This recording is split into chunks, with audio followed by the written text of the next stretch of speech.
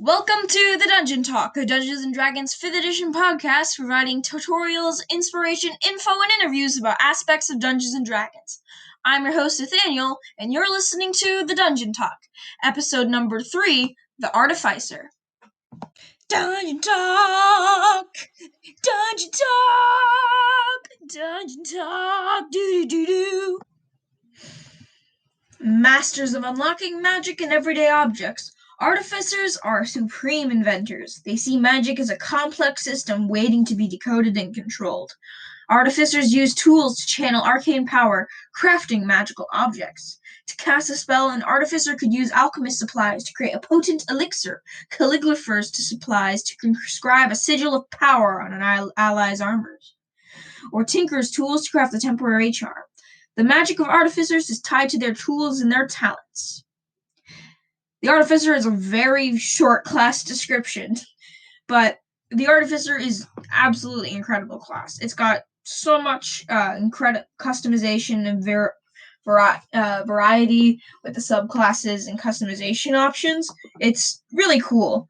It's got a lot of fun ideas, and it's tied very heavily into the lore of the Eberron.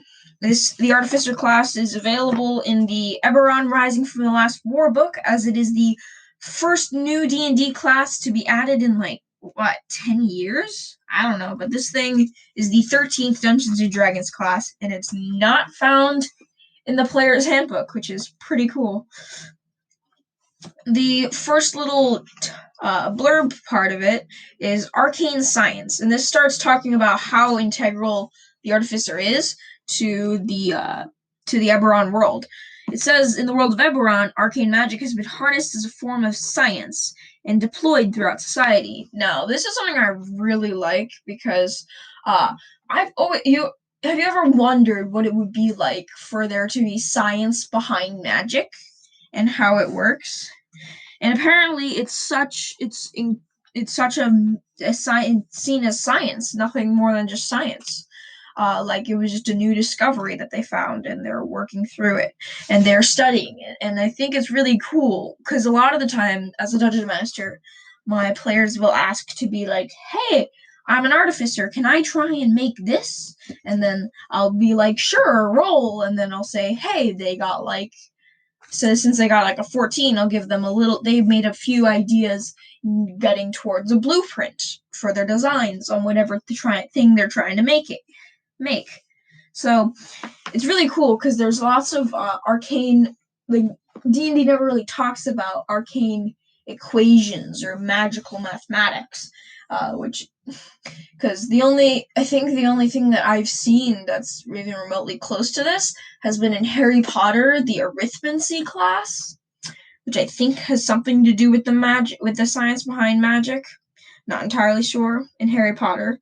So it then talks about how during the last war, which is a huge event in Eberron, I will probably do an entire episode on this book because it's jam-packed full of information. But it allows Eberron's most miraculous. The way that artificers sort of use their magic is incredible, and it's really cool. So the government guys in Eberron were like, hey, this is really cool. Let's make weapons. So they on an industrial scale, they just turned all of their artificers into weapon makers. And what I really like is that they're on both sides of the scale. Oh, tons and tons of lives were saved because of the inventions of these brave artificers, but countless lives were also lost because of the mass destruction they could cause. Now, the Artificer's second section of lore is Seekers of New Lore, where nothing excites an artificer quite like learning something new. And this is it just goes about how they really like figuring stuff out. Like the excitement of discovery, innovation, creation, that kind of thing. Creating Artificer. I'm not sure how much effort they put into this section, because it provides 2 questions. provides one question and then one thing to do. It doesn't have very many examples of character concepts. It just says, does the character have a rival? And then it says, talk to your DM about the role played by artificers in the campaign. And now this part does make sense because artificers are very complex, as they're not a main part of Dungeons & Dragons. They're a more complex part of it, and they're only in for certain campaign settings. I love this class and love magic technology, so I always use it in my campaigns if anybody wants to play one, but the campaign I'm currently running, nobody really wanted to, so it's still cool. It then gives you the optional rules for multi-classing, providing ability score minimum, proficiencies, and spell slots and stuff. It gives you the optional rule of firearm proficiency, which is a thing because some artificer worlds that do have artificers use firearms and guns. So really has to depend on your DM. You have to talk to them about that kind of thing if you do want to include it. So I like firearms, but firearms are also very bad, and this world is terribly full of firearms and automatic weapons. So as cool as it is, I don't know how much I like using them. It's totally up to your dungeon master, or if you're the dungeon master, it's totally up to you. The first level ability is magical tinkering. Now, magical tinkering is really cool. It's a bit limited, but it has a lot of different ideas. It just gives 4 or 5 examples of different little tinkering machines that you can create. Like you can create you can create an object that sheds bright light in 5-foot radius and dim light for an additional 5 feet. Or whenever tapped by a creature, the object you make remits a recorded message. And there's a bunch of different rules. And there's a bunch of complicated rules because you have to be careful that somebody doesn't find a loophole where they can lethalize a nightlight or something. They get the spellcasting ability, but their version of spellcasting is a lot more interesting than normal. As it does say in the class description, it says tools required. So your artificial spell effects you produce your artificer spell effects through your tools. So your spellcasting focus is specifically thieves' tools or some kind of artisan's tools. So this is really cool because you can use any tool set, because the only tool sets don't provide much of a there are a few tool sets that provide a mechanical use, but other than that, they're kind of useless, except for a little bit of extra flavor, which I do love flavor in D&D, but there's not much you can really do with potter's tools or something. So, I don't know. It depends on how you look at it. Then puts the artificer spell list in the middle of the page, of the book, so that's kind of funny. You get the ability at 2nd level, Infuse Item. Now, this is basically a really, really powerful ability, because it's sort of warlock invocations and into items. So you can basically create magical items, and you can create so many magical items, and this includes some of the other ones. So you can make an alchemy jug or a bag of holding. So it's really, really cool in the capabilities of this ability. You then get your Artificer Specialist. Now, this is your archetype, your domain, your whatever, it's your subclass. Now, your subclass means, since you're an Artificer, since it's the newest class, you only have 3 different subclasses. But there is one more that is actually in something in Unearthed Arcana and is not official yet. The Armorer. So I will get into that a little bit later. But I think that they kind of went short with a lot of the optional ideas that they could have gone into, because they only went with the Alchemist, Artillerist, and Battlesmith. And these are all really cool. But I think they could have gone a little bit further with it. The alchemist is your typical an alchemist. You can create potions and different magical concoctions and alchemy stuff. They can create potions and all kinds of different things. It's pretty cool. They have the abilities. They have all the artificer specialists get tool proficiency, where they get alchemist supplies.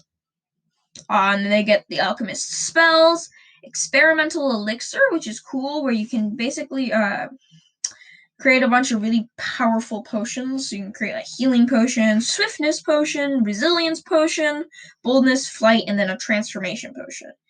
You then gain alchemical savant, where whenever you cast a spell using your alchemist supplies, the spellcaster focus, you gain a bonus to one roll of the spell, and then basically restore hit points or be a damage roll that it will restore hit points or be a damage roll that deals acid, fire, necrotic, or poison damage, and the bonus equals your intelligence modifier minimum of +1. So it basically makes your potions and spells a lot more powerful. Gain restorative regions, where basically it gives you a bit more restorative properties and healing properties. So if there were to be a healing artificer, this would be it, but not entirely. You then get chemical mastery, where you can do even more healing stuff with it. The artillerist is a little bit more fun because it's got a wider range of customization you can go with it. Because I remember, I think a while ago when they first came out with this idea, they used wandsmith, and wands would be magical firearms. But then they changed it to be you can design your own eldritch cannon. So that means you can create a flamethrower, a big ballista, or a positive energy cannon called a protector.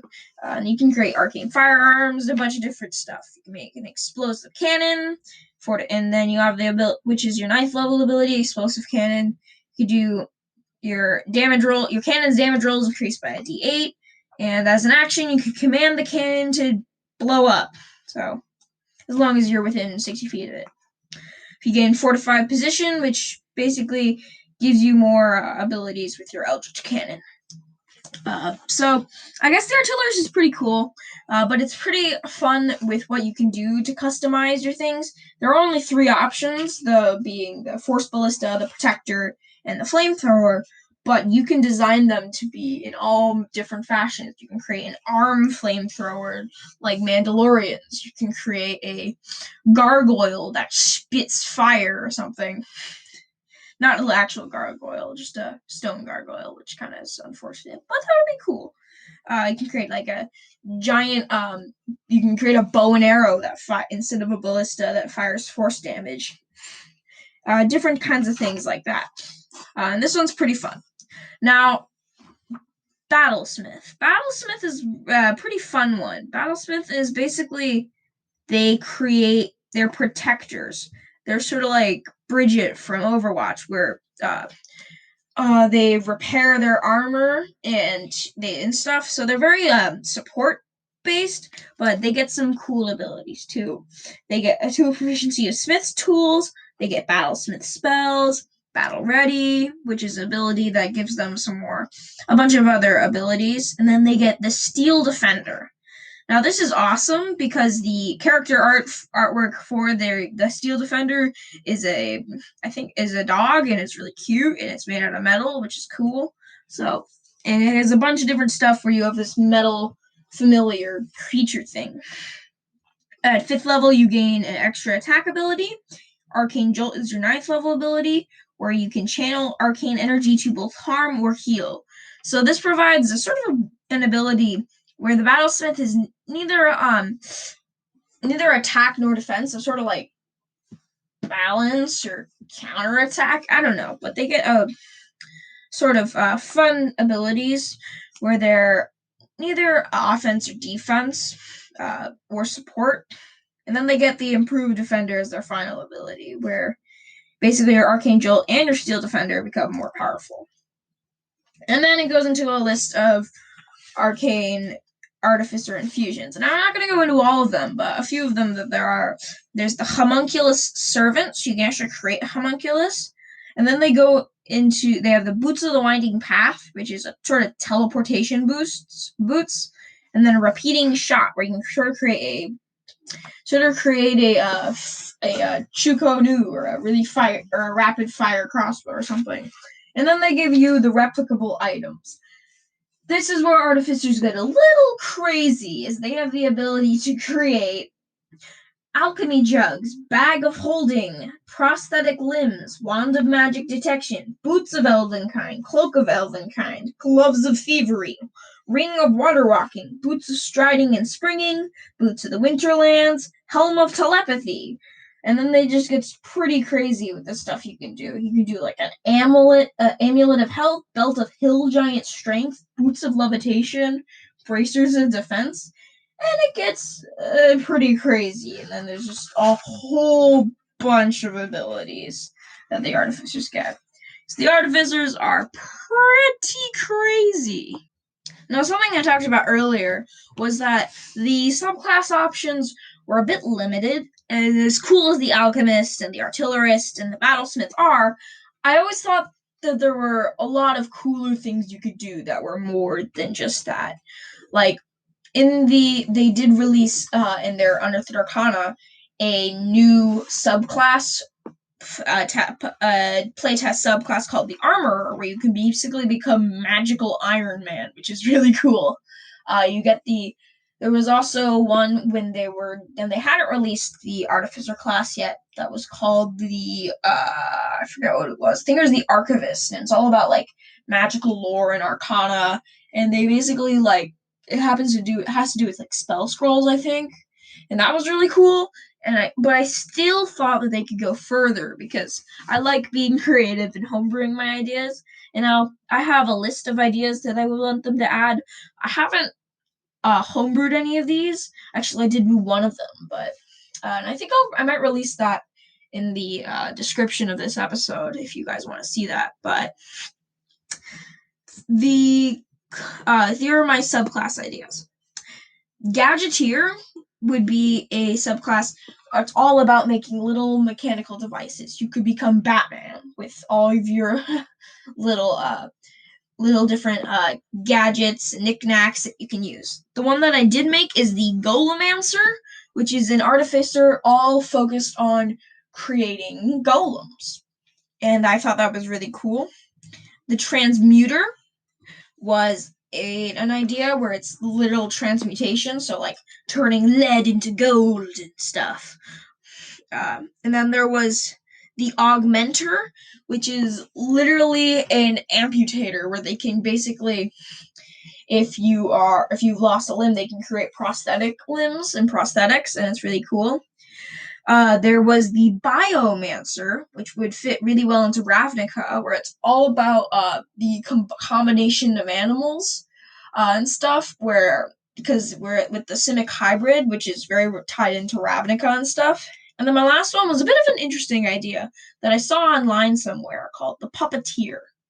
And the Puppeteer, the way it would work would be, the Puppeteer, basically, they take dolls and fake shells of humans or animals or whatever, or even dead bodies, and then they mechanically reanimate them into doing their bidding. And I know a lot of these are similar to stuff concerning the idea of animating your own creatures. And I know the Battlesmith already has a Steel Defender, and then since I came up with 2 more that would add controlling another being, like the Golemancer and the Puppeteer.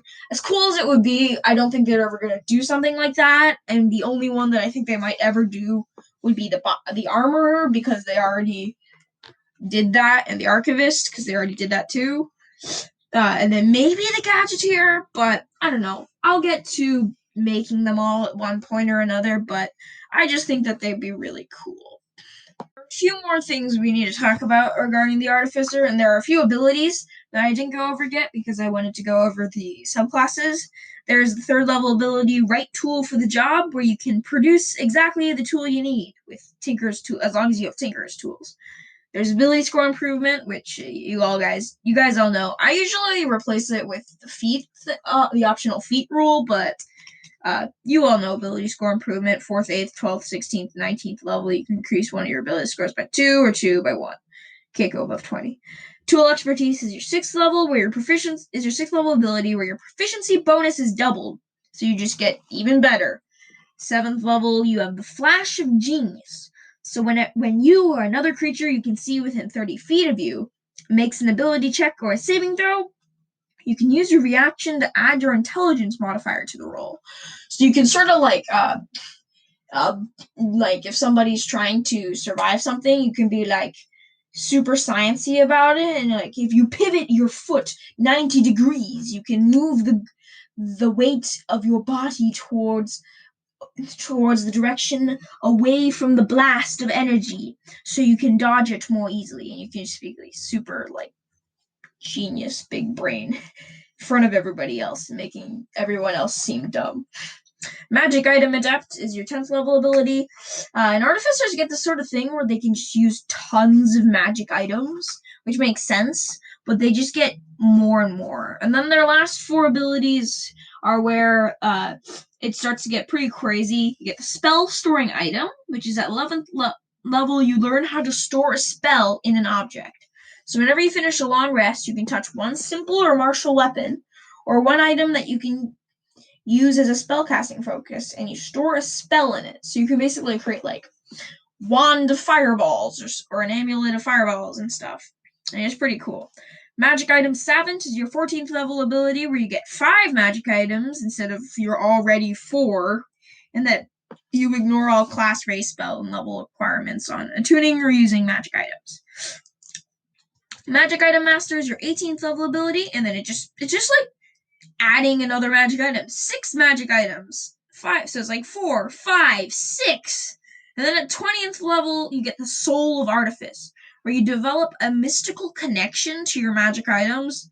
And then since it's 20th level ability, this is expected to go absolutely nuts. No regard for balancing.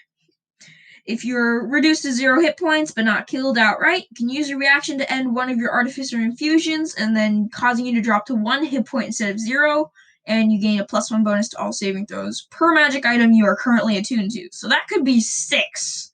So you basically can just add a +6 to all of your saving throws. So in conclusion, the Artificer class is crazy. It's one of my favorites. I played it once, but they're really fun to do. And I've had a lot of fun creating the Golemancer, which I will put in the description. So, yeah, this is a really fun class. Once again, thanks for listening to this episode of the Dungeon Talk. We upload weekly on Fridays and uploads weekly on Saturdays if you want to check out our brand new YouTube channel. You can also find the latest news and updates on our Instagram at The Dungeon Talk. You can go ahead and ask questions on our email, thedungeontalk@gmail.com, and you can listen basically anywhere you can get your podcast. So once again, thanks for listening. Stay nerdy, stay safe. Dungeon Talk! Dungeon Talk! Dungeon Talk! Do do do do!